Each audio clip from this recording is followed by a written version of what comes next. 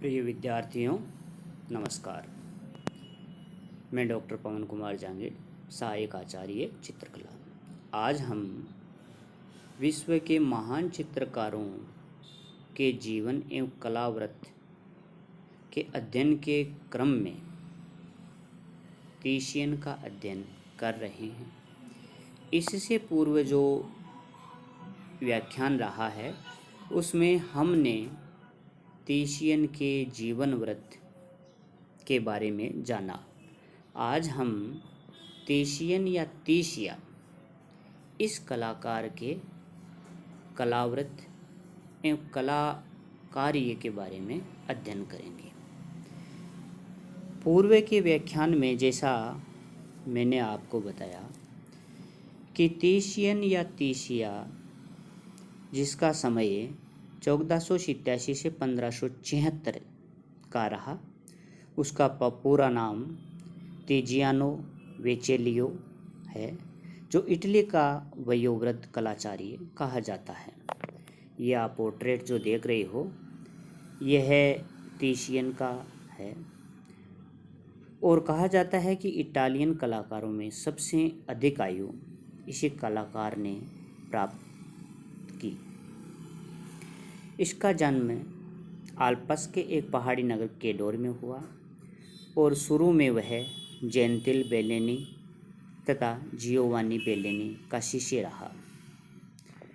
यह भी माना जाता है कि तीशिया पर, इसकी कला पर जॉर्जियोन का प्रभाव रहा है।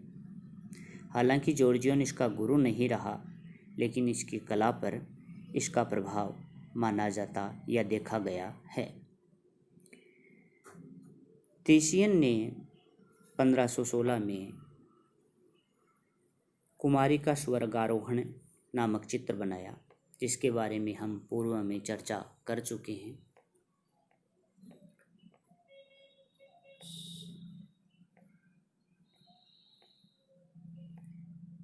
ये जो चित्र आप देख रहे हो कुमारी का स्वर्गारोहण, यह तीशिया द्वारा बनाया गया चित्र है जो 1516 में आरंभ किया और 1518 में यह चित्र पूर्ण हुआ।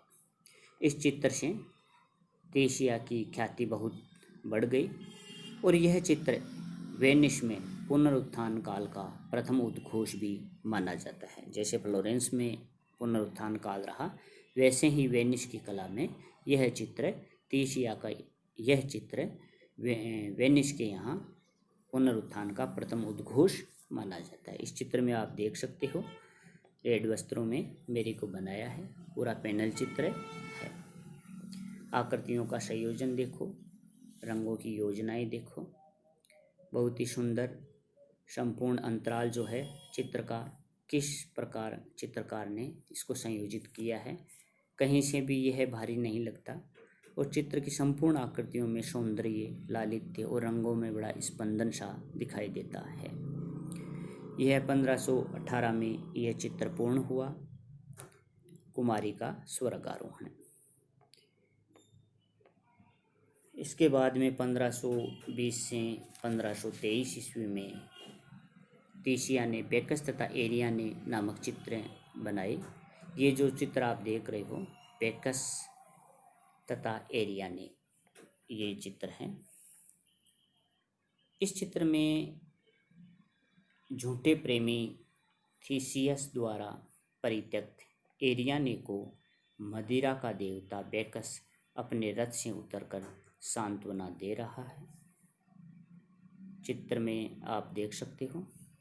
इस चित्र की आकृतियाँ वस्त्रों की सलवटें, प्रकृति का अंकन, चाहे रेखाएं एवं रंगों, सभी में आप देख सकते हो कि अद्भुत गति का सौंदर्य और वातावरण की मुखरता इसमें नज़र आती है। यह चित्र बेकस एवं एरियाने तीशिया द्वारा बनाया गया है। चित्र की पृष्ठभूमि में प्रकृति का अंकन किया गया है। पीछे बादल, आसमान का रंग नीला और आकृतियों में बहुत ही सुंदर गति नज़र आती है। वातावरण की सौंदर्यता मुखरता इसमें देखने को मिलती है। वस्त्रों की सिकुड़ने बहुत ही सुंदर ढंग से बनाई गई है। रेखाएं एवं रंगों में अद्भुत गति का दर्शन इस चित्र में हम देख सकते हैं। 1519 से 26 के मध्य पिसारो वेदी के चित्र में टीशियन की नवीन शैली का विकास हमें देखने को मिलता है। 1519 से 26 के मध्य में ये जो चित्र आप देख सकते हो मैडोना का चित्र है। इन चित्रों में एक नवीन प्रकार की शैली हमें देखने को मिलती है। रंगों में बहुत ही सुंदर कॉम्बिनेशन इसमें बना है। प्रकृति का चित्रण पीछे आप देख सकते हो। आकृतियों में गति एवं माधुर्य, कोमलता, स्कंदता नजर आती है। ये 1530 में तीसिया द्वारा बनाया गया चित्र है। 1532 ईस्वी में वह बोलोना में चार्ल्स पंचम से मिला, जहां उसने ऑस्ट्रियन चित्रकार द्वारा अंकित चार्ल्स के एक चित्र की इतनी सुंदर अनुकृति की कि सम्राट ने उसे 1533 में अपना दरबारी चित्रकार बना लिया, दरबार में इसको रख लिया तीसिया को। धीरे धीरे तीसिया सम्राट का घनिष्ठ मित्र बन गया। 16वीं सदी के लिए यह एक अद्वितीय परिस्थिति या बात रही है, क्योंकि इस समय माइकल एंजिलो तथा रेफेल सेंजियो को छोड़कर अन्य कोई कलाकार इस स्थिति तक नहीं पहुंच सका। यह तीसिया द्वारा बनाया गया चित्र है। इसमें आप देख सकते हो एवरोल्डी टोलिबेक, ये भी तीसिया द्वारा बनाया गया चित्र है। इसके अलावा इसमें आप देखो आकृतियों का कितना सुंदर चित्रण देखने को मिलता है। रंग योजनाएं बहुत ही सुंदर तरीके से लगाई गई है। ये 1522 का चित्र है। इसी प्रकार ये चित्र आप देखो, इसमें ये भी तीसिया द्वारा बनाया गया है। पिसारो मैडोना का चित्र है। इसकी नारी आकृतियाँ बहुत ही सुंदर ढंग से बनाई गई है। कहा जाता है कि तीसिया द्वारा अंकित नारी आकृतियाँ न नवयुक्ति लगती है, न अधेड़ लगती है, बल्कि पूर्ण यौवन प्राप्त स्वस्थ एवं बलिष्ठ नारियाँ लगती है। ये भी तीसिया द्वारा बनाया गया पिसारो मैडोना का चित्र है। 1526 ईस्वी में यह चित्र बनाया। चित्र की वास्तुकला बहुत ही सुंदर ढंग से बनाई है। प्रभाविता के सिद्धांत के अनुसार बीच में आकृतियाँ और पीछे पृष्ठभूमि में प्रकृति का अंकन इसमें देखने को हमें मिलता है। ये पोर्ट्रेट है इसाबेला डी एस का। 1536 ईस्वी में तीसिया द्वारा बनाया गया है। रंगों में कोमलता है, वहीं प्रखरता भी नज़र आती है। पीले रंग से प्रभाविता के सिद्धांत के अनुसार बीच में आकृति को बहुत ही प्रभावित ढंग से चित्रित किया है। यह भी तीसिया द्वारा बनाया गया पोर्ट्रेट है, जो 1536 ईस्वी में तीसिया ने बनाया। यह पेंटिंग आप देख सकते हो, ये भी पोर्ट्रेट है फ्रांसिस्को का। ये 1538 में बनाया है। एक राजाशाही के रूप में इनको चित्रण किया है। ये 1538 का बनाया गया तीसिया द्वारा बनाया गया पोर्ट्रेट चित्र हैं। ये कुछ पोर्ट्रेट्स हैं, आप इसमें देखो। रंगों के बहुत ही सुंदर ढंग से इनमें लगाया गया है।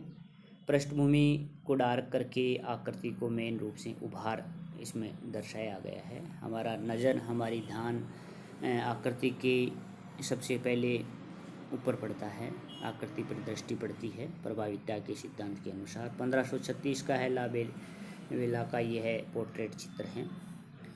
ये कुछ चित्र हमने देखे 1526 से लेकर 1535, 36, 40 तक ये जो काल हैं, इस प्रकार के इन्होंने चित्र बनाए। 1540 ईस्वी में तीसियन तथा माइकल एंजिलो का प्रभाव रीतिवादी कृतियों में हमें देखने को मिलता है। इसी समय तीसिया ने रोम की यात्रा की, जिसके कारण उसकी कृतियों में कुछ शास्त्रीयता का समावेश भी हमें देखने को मिलता है। शास्त्रीयता के जो लक्षण या शास्त्रीयता के जो सिद्धांत या उसके अनुसार पेंटिंग बनाने का प्रयास तीसिया की इन कलाकृतियों में हमें देखने को मिलता है 1540 के लगभग।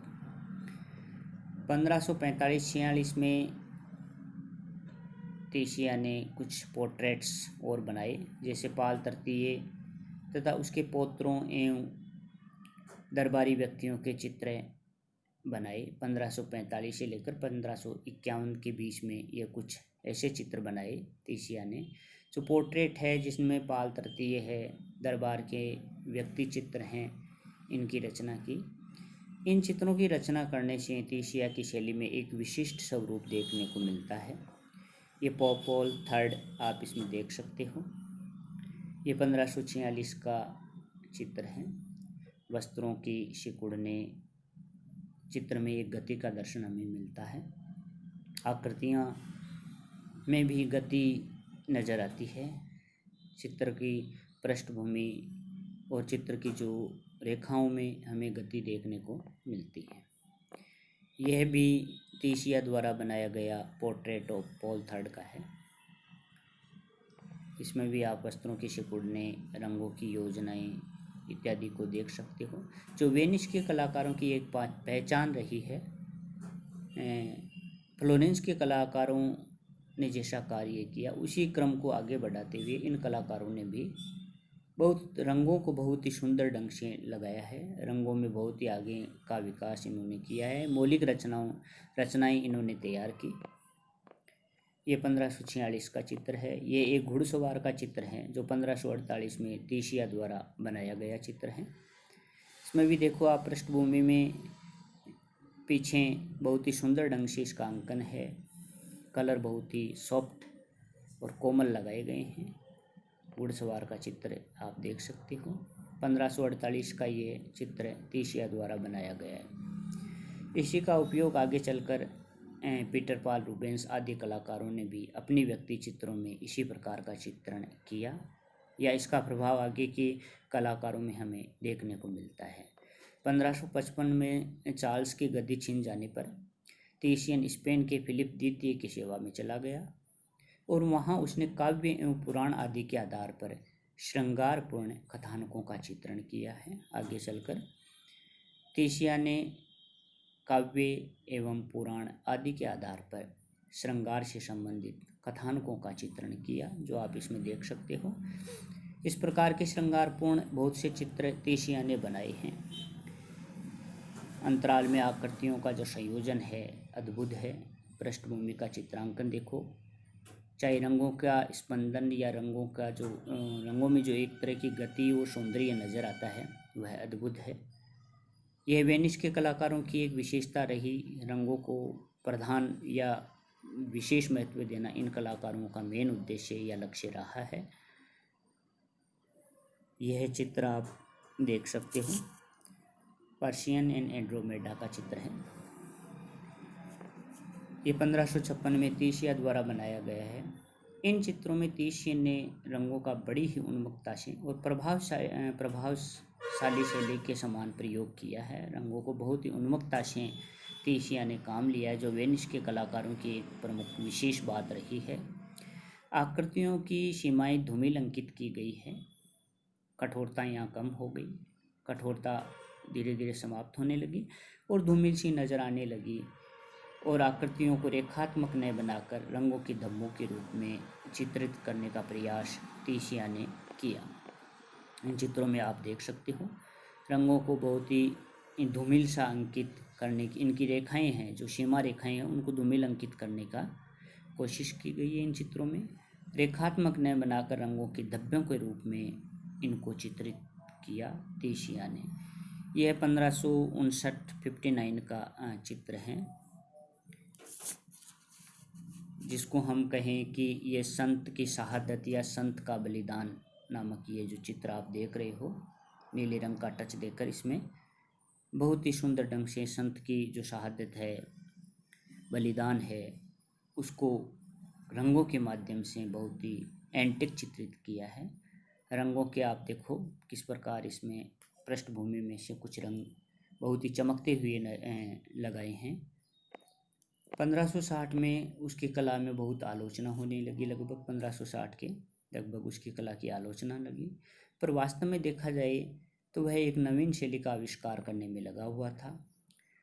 उसके बार बार उसने रंगों को विविध तरीके से प्रयोग किया और उसकी इसी कारण उसकी शैली में हमें नवीनता या मौलिकता बार बार देखने को मिलती है। यह चित्र भी तीसिया द्वारा बनाया गया है 1562 में, the rape of Europa, Europa का शीलभंग। यह भी चित्र हम देख सकते हैं। चित्र की आकृतियों को देखो आप कि मेन आकृति को इधर अंकित किया है, साइड में इन दूसरी आकृतियों को चित्रित करके चित्र का जो संतुलन है, बैलेंस है, वह बहुत ही सही ढंग से बनाए हैं। और जो कलर कॉम्बिनेशन है उसका तो कहना ही क्या है, ये तो तीसियन की विशेष बात रही है।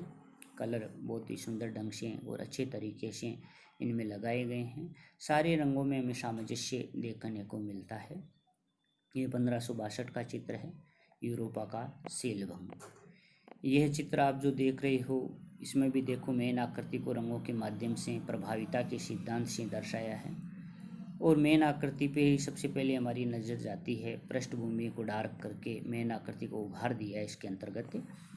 यह संत सेबास्टियन का चित्र है, 1570 के लगभग बनाया गया है। इसी प्रकार हम देखें ईशा को कब्र में लेटाना नामक चित्र को अपूर्ण छोड़कर ये जो चित्र है ईशा को कब्र में लेटाना, यह चित्र 1959 में बनाया था। उसके बाद में इसको छोड़ दिया और काफ़ी दिनों तक काम नहीं किया। 1576 में इसी पर वापस जब काम करने लगा उसी समय ये चल बसा। और इसका जो चित्रांकन है बाद में इसके शिष्य पाल्मा जियोवानी ने इस चित्र को पूर्ण किया है। यह चित्र आप देख सकते हो, तेज रंगों के माध्यम से कैनवास पर बनाए गए चित्र हैं। अभी संप्रति यह म्यूजियो डेल प्राडो मैड्रिड में यह चित्र रखा हुआ है। इसी प्रकार ये जो पिएटा का जो चित्र हैं आप देखो 1575 का बनाया हुआ चित्र है। इसमें आप रंगों में शुरुआत के जो चित्र हैं उनमें और इसमें रंगों में बड़ा अंतर देखने को मिलता है। ये एक प्रकार से नवीन प्रकार की शैली का इसमें विकास हमें देखने को मिलता है। शुरू में जो सॉफ्ट कलर या जो कलर का कॉम्बिनेशन था वह श्रृंगारपूर्ण कथानकों वाला था। अब आगे चलकर इनमें हमें एक अलग प्रकार के रंगों की योजनाएं देखने को मिलती है। आप इस चित्र में देख सकते हो, आकृतियों का संयोजन देखे, चाहे पीछे पृष्ठभूमि का अंकन देखिए, वास्तु का अंकन देखिए, सब में बहुत ही सुंदर तरीके से और एक नवीन प्रकार के चित्रण हमें इनमें देखने को मिलता है। इसी प्रकार ये 1575 का है, डेथ ऑफ द एक्टियम। ये भी चित्र आप इसके अंतर्गत देख सकते हो, द डेथ ऑफ आर्टियन। यह चित्र तीसिया का बनाया गया है। इसी प्रकार ये चित्र देखो 1576 76 का ही ये चित्र है। इनमें आप देखो कि रंगों में एक अलग प्रकार का कॉम्बिनेशन हमें देखने को मिलता है। पृष्ठभूमि का चित्रांकन भी अलग ढंग से देखने को मिलता है। जहाँ पहले प्रकृति का स्थान मेन था, यहाँ चल के आगे चल के इन चित्रों में जो इस समय के चित्र हैं उसमें पृष्ठभूमि में हमें डार्क कलर और जो आकृतियाँ उसमें प्रखरता नज़र आती है। आकृतियों में प्रखरता का संचरण इन चित्रों में देखने को मिलता है। तीसियन की कला में हमें प्रकाश तथा रंगों की गति और संगति का दर्शन होता है। आप देखो इनके कला में प्रकाश से इन आकृतियों को दर्शाया है और रंगों में एक गति और एक संगति से हमें नज़र आती है। उनकी आकृतियों मूर्तियों के समान ठोस न लगकर रंगों के कारण शक्तिशाली बनी हुई लगती है। ऐसा नहीं लगता है कि उनकी आकृतियों में जैसे कोई आकृतियाँ मूर्तियों के समान बनी हो, बल्कि ऐसी लगती है कि जैसे उनके रंगों में बहुत ही रंगों का इस प्रकार प्रयोग किया है कि सुंदर लगे और कठोर होने से बचे। विषयों की दृष्टि से यदि देखा जाए तो तीसियन ने श्रृंगारपूर्ण कथानकों को अधिक चित्रित किया है। फिर भी देखा जाए तो दुखांत घटनाओं को भी गंभीरता एवं करुणा के साथ इस चित्रकार ने चित्रित किया। आधुनिक कला के जन्मदाताओं में तीसिया का नाम भी लिया जाता है। तीसियन के चित्रण विधान का विवरण उसके शिष्य पाल्मा ने दिया। पाल्मा जो उसका शिष्य रहा, उसने अपने गुरु के बारे में कहा कि पहले तीसियन चित्र के धरातल पर तुलिका के रंगों के धब्बे लगा देता। इन धब्बों से बनने वाली अमूर्त सी आकृतियाँ उसके मनोभावों को व्यक्त करती थी। इसके हेतु प्राय गेरुए अथवा श्वेत रंग का प्रयोग वह करता था। उसी तुलिका को काले, लाल अथवा पीले रंगों में डुबोकर केवल 3-4 स्पर्श लगाता और वह कमाल की आकृति बना देता। इसके पश्चात वह उस चित्र को दीवार के सहारे रख देता और कई महीनों तक उसे देखता भी नहीं, और जब फिर वापस देखता उसको तो एक शत्रु की भांति उसकी आलोचना करता और एक शल्यक की भांति उसे सुधारता। इस प्रकार बार बार कार्य करके वह उसे एक श्रेष्ठ कलाकृति बना देता। हमने पिछले चित्रों में देखा कि कई चित्र ऐसे थे जिनको शुरू बहुत पहले किया, लेकिन बाद में उसको बहुत लास्ट तक उसका चित्रांकन किया। यही कारण था कि वह जब भी चित्र बनाता तो शुरू में उसके जो 3-4 धब्बे लगा के या कुछ कार्य करके उसको फ्रेम को उल्टा रख के छोड़ देता और कई महीनों तक या साल तक उसको देखता भी नहीं, और फिर जब उसको वापस देखता तब उसको नए आइडिया से उसका चित्रांकन करता। फिर उसमें जो वापस देखता उन चित्रों में मानवाकृतियों की कल्पना करता और शरीर वर्ण का प्रयोग करता, उसमें रंगों का इस प्रकार प्रयोग करता। चित्र को पूर्ण करते समय वह अति प्रकाश एवं सीमा रेखाओं को कोमल कर देता। यह पिछले चित्रों में हमने देखा कि चित्र को पूर्ण करते समय वह अति प्रकाश एवं सीमा रेखाओं को कोमल कर देता था। जैसे चित्रों में देखा कि आकृतियों के अति प्रकाश में दर्शाया है, पीछे पृष्ठभूमि को डार्क कलर के माध्यम से उसको छुपाया है। इस कार्य में वह तुलिका से अधिक अंगुलियों का प्रयोग करता। उसके द्वारा अंकित जो नारी आकृतियाँ हैं वह न तो नवयुवतियाँ लगती है, न अधेड़ लगती है, बल्कि ऐसा लगता है कि पूर्ण यौवन प्राप्त स्वस्थ एवं बलिष्ठ नारियाँ सी नजर आती है। ये चित्र आप देख सकते हो, मेडोना एंड चाइल्ड का है। इसमें नारी चित्रांकन जो है जैसा मैंने बताया इस प्रकार के देख सकते हैं। ये इस प्रकार के जो श्रृंगारपूर्ण चित्र हैं वह 1540 के लगभग इस समय के हैं। उसके बाद में तो उनके चित्रों में हम देखते हैं कि एक नवीन शैली का विकास, या जो पृष्ठभूमि है उसमें डार्क कलर और जो आकृति हैं उसमें प्रकाश और गति का अद्भुत दर्शन अलग शैली के रूप में हमें देखने को मिलता है। वैसे तीसियन ने अनेक सुंदर चित्रों की रचना की है, फिर भी कुछ चित्र हैं जो उनके बड़े बहुत ही फेमस रहे। जैसे मैंने आपको बताया शुरू में, कुमारी का स्वर्गारोहण है, बेकस एवं एरियाने हैं, फ्लोरा है, मैगदलिन है, युवक अंग्रेज, दस्ताने शहीद पुरुष, कामदेव की शिक्षा, पिएटा, उर्बिनो की वीनस बहुत ही फेमस चित्र है इसका, कांटों का ताज, यूरोपा का शीलभंग, पवित्र एवं अपवित्र प्रेम, परशूज तथा एड्रोमेडा एवं राज परिवार तथा पादरियों के व्यक्ति चित्र उसने खूब बनाए, बहुत बनाए हैं तीसिया ने। ये जो चित्र आप देख रहे हो, पवित्र एवं अपवित्र प्रेम नामक चित्र हैं, 1514 का चित्र है। इस चित्र में एक कुएं पर बैठी 2 स्त्रियों को उसने अंकित किया है तीसिया ने। एक आवृत है, दूसरी अनावृत बनाई गई है, न्यूड बनाई गई है। इन्हें लौकिक और स्वर्गीय प्रेम की प्रतीक माना जाता है। कुछ आलोचकों ने इन्हें शालीनता तथा सत्य की प्रतीक भी माना है। उर्बिनो की वीनस की रचना जो जॉर्जियन की सोती हुई वीनस है उसके अनुकरण पर बनाई गई है। जॉर्जियन ने भी एक चित्र बनाया सोती हुई वीनस, उसी के अनुकरण पर उसको देखते हुए तीसिया ने भी उर्बिनो की वीनस की रचना की है। ये कुछ चित्र हैं, आप देख सकते हो। ये तीसिया द्वारा बनाए गए चित्र हैं जिनका अध्ययन आप कर सकते हो। इनके टाइटल वगैरह आप देख सकते हो, नीचे लिखे हैं।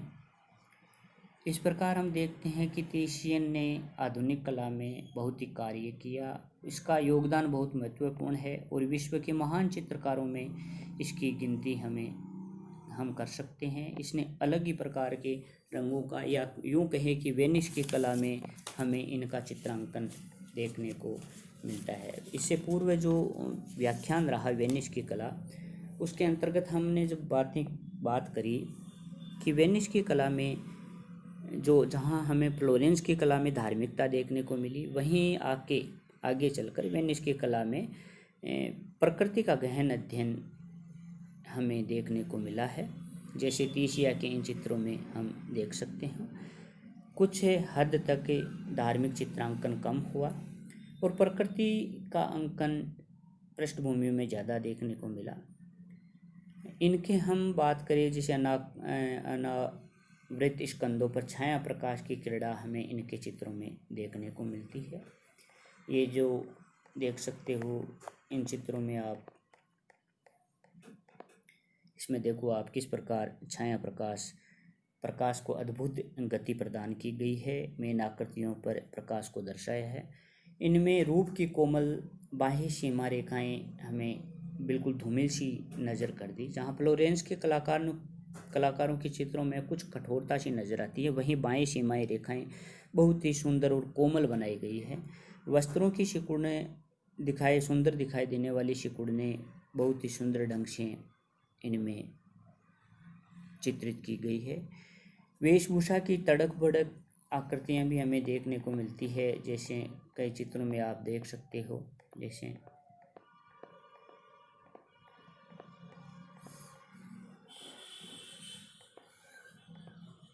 इनमें देखो आप वस्त्रों की सिकुड़ने को, एक एक सिकुड़ने को दर्शाया है।